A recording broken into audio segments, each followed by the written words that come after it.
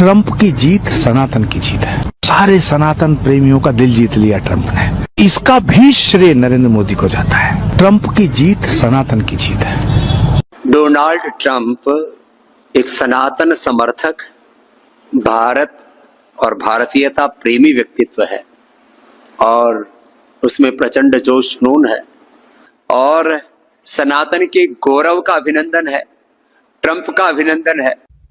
अरे तो भाई अब क्या हो गया? ट्रंप जो सनातनी था अब वो भारत का दुश्मन कैसे बन गया? डंके की चोट पर इन बाबाओं ने, इन सो कॉल्ड गुरुओं ने कहा था कि ट्रंप सनातनी है और ट्रंप जो भारत का समर्थन कर रहा है वो प्रधानमंत्री नरेंद्र मोदी की वजह से कर रहा था। और अब ट्रंप भारत का जानी दुश्मन क्यों बन गया है? क्या अब ये बाबा सामने आकर बातें कहेंगे कि अब क्या हो गया है?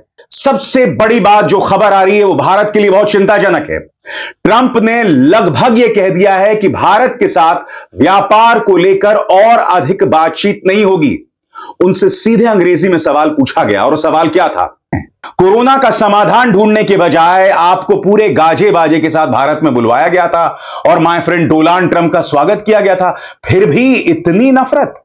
सुनिए, डोनाल्ड ट्रंप ने लगभग कह दिया है कि भारत के साथ व्यापार को लेकर अब कोई बातचीत नहीं होगी। सुना जाए। President, just to follow up on the India tariffs, do you expect increased trade negotiations, since you've announced the 50% tariff? No, not until we get it resolved. दोस्तों, अब मैं आपका ध्यान दो चीजों की तरफ खींचना चाहता हूं। सबसे पहले आपके स्क्रीन पर यह है शीला भट्ट।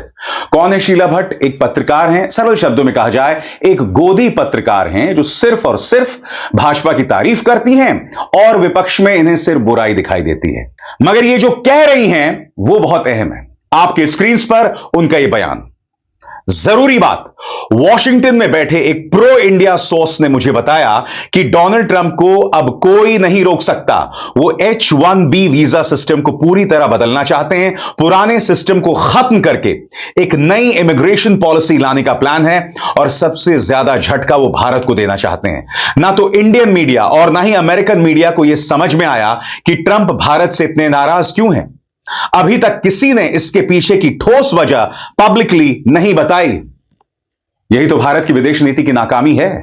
सबसे बड़ी बात, जिस डोनाल्ड ट्रंप के लिए हमारे विदेश मंत्री ने चाटुकारिता की, हमारे प्रधानमंत्री नरेंद्र मोदी ने तमाम नियमों की धज्जियां उड़ाते हुए वोट तक मांगा।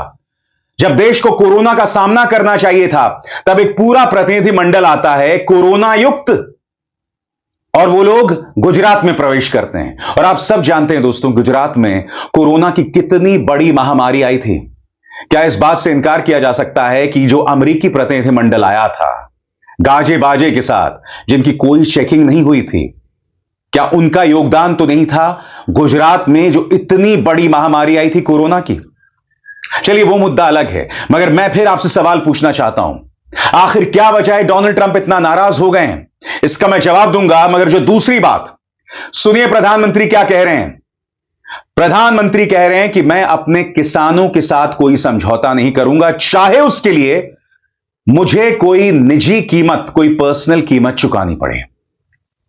प्रधानमंत्री ऐसा बयान क्यों दे रहे हैं? आप देश के प्रधानमंत्री हैं, आप और आपका प्रचार तंत्र आपको विश्वगुरु बताता है। अब ये डोनाल्ड ट्रंप से ऐसा क्या खतरा है कि प्रधानमंत्री कह रहे हैं कि इसके लिए मुझे कोई पर्सनल कीमत चुकानी पड़ी तो मैं चुकाने को तैयार हूं। यानी कि प्रधानमंत्री कहीं ना कहीं इस बात को मान रहे हैं कि ट्रंप को लेकर हालात कंट्रोल में नहीं है। ट्रंप ऐसा क्या करने वाले हैं जिसकी कीमत प्रधानमंत्री को चुकानी पड़ेगी पर्सनली? सुनिए प्रधानमंत्री ने क्या कहा। साथियों, हमारे लिए अपने किसानों का हित सर्वोच्च प्राथमिकता है।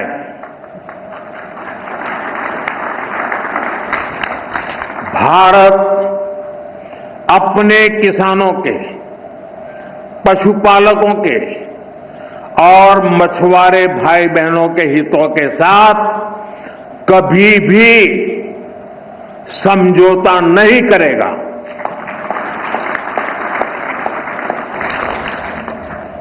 और मैं जानता हूं व्यक्तिगत रूप से मुझे बहुत बड़ी कीमत चुकानी पड़ेगी, लेकिन मैं इसके लिए तैयार हूं।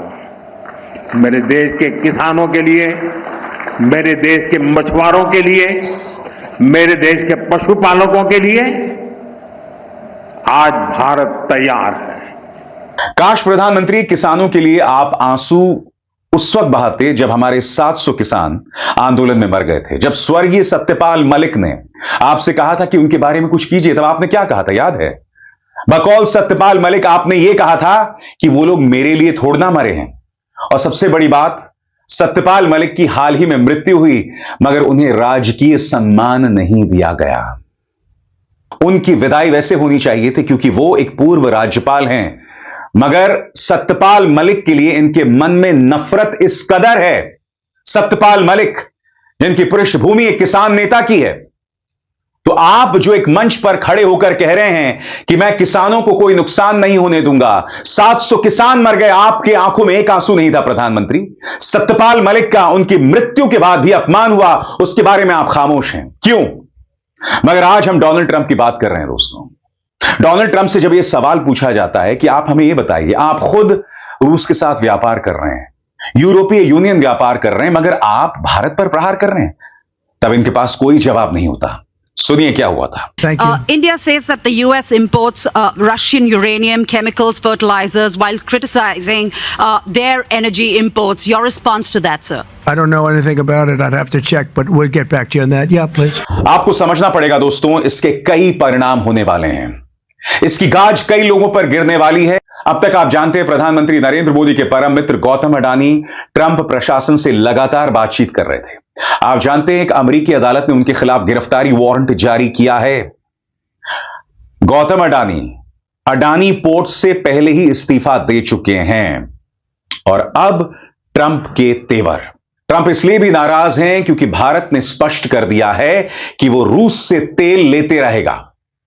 और ताजा मिसाल ये तस्वीरें जहां आप देख सकते हैं राष्ट्रीय सुरक्षा सलाहकार अजीत डोभाल व्लादिमीर पुतिन से मुलाकात कर रहे हैं और खबर यह है कि व्लादिमीर पुतिन इस महीने के अंत में भारत आने वाले हैं। और जाहिर सी बात है, जैसे ही व्लादिमीर पुतिन भारत में कदम रखेंगे, डोनाल्ड ट्रंप और भी ज्यादा नाराज हो जाएंगे। सबसे बड़ी बात, अगर भारत रूस से तेल ले रहा है तो ट्रंप को आंख दिखाने के लिए नहीं। खुद अमेरिका ने कहा था कि दुनिया में जो तेल का संकट चल रहा है, भारत रूस से तेल ले, मगर अब ट्रंप, उनका पूरा प्रशासन, लिंडसे ग्रेहाम जैसे उनके तमाम मंत्री, उनके तमाम सांसद, वो भारत पर हमलावर हो गए हैं। बहरहाल, जैसे कि मैंने आपको बताया कि राष्ट्रीय सुरक्षा सलाहकार अजीत डोभाल जो हैं वो रूस में हैं और उन्होंने व्लादिमीर पुतिन को भारत आने का निमंत्रण दिया है। खबर क्या है आपके स्क्रीन पर। अजीत डोभाल ने 7 अगस्त 2025 को रूस के राष्ट्रपति व्लादिमीर पुतिन से मॉस्को में मुलाकात की। ये मीटिंग क्रेमलिन में हुई और इससे भारत रूस के स्ट्रैटेजिक रिश्तों को और मजबूत करने पर बात हुई, खासतौर पर डिफेंस, एनर्जी और सिक्योरिटी जैसे मुद्दे। यह मीटिंग ऐसे वक्त हुई है जब अमेरिका ने भारत पर रूस से तेल खरीदने को लेकर नए टैरिफ लगाए हैं। मीडिया रिपोर्ट्स और वीडियो फुटेज से कंफर्म हुआ है कि डोभाल और पुतिन के बीच हुई हाई लेवल बातचीत दोनों देशों की करीबी साझेदारी को दोहराया गया है। जहां तक पुतिन के भारत आने की बात है, अजीत डोभाल ने खुद मॉस्को में अनाउंस किया कि पुतिन अगस्त 2025 के अंत में भारत आएंगे। उन्होंने कहा कि तारीखें लगभग तय हो चुकी हैं और यह दौरा दोनों देशों के रिश्तों में एक अहम पड़ाव होगा। बताया जा रहा है कि यह पुतिन की पहली भारत यात्रा होगी जब से 2022 में रूस यूक्रेन युद्ध शुरू हुआ है। और आगे बढ़ने से पहले एक जरूरी संदेश, मेरे कार्यक्रमों के लिए आप नोटिफिकेशन का इंतजार मत कीजिए, मेरे चैनल में जाइए और खुद जाकर कार्यक्रम देखिए और रहिए अपडेटेड। और हां, ज्वाइन कीजिए मेरा चैनल, देखिए यह जरूरी संदेश। स्वतंत्र और आजाद पत्रकारिता का समर्थन कीजिए, सच में मेरा साथी बनिए। बहुत आसान है दोस्तों, इस ज्वाइन बटन को दबाइए और आपके सामने आएंगे ये 3 विकल्प, इनमें से एक चुनिए और सच के इस सफर में मेरा साथी बनिए। सबसे बड़ी बात, खुद प्रधानमंत्री नरेंद्र मोदी चाइना जा सकते हैं शंघाई कॉरपोरेशन ऑर्गेनाइजेशन की बैठक के लिए। यह खबर इंडियन एक्सप्रेस की आई थी दोस्तों, जो कल ही मैंने आपको अपने मंच पर दिखाई थी। यानी कि भारत विकल्प तलाश रहा है और विकल्प है डोनाल्ड ट्रंप के।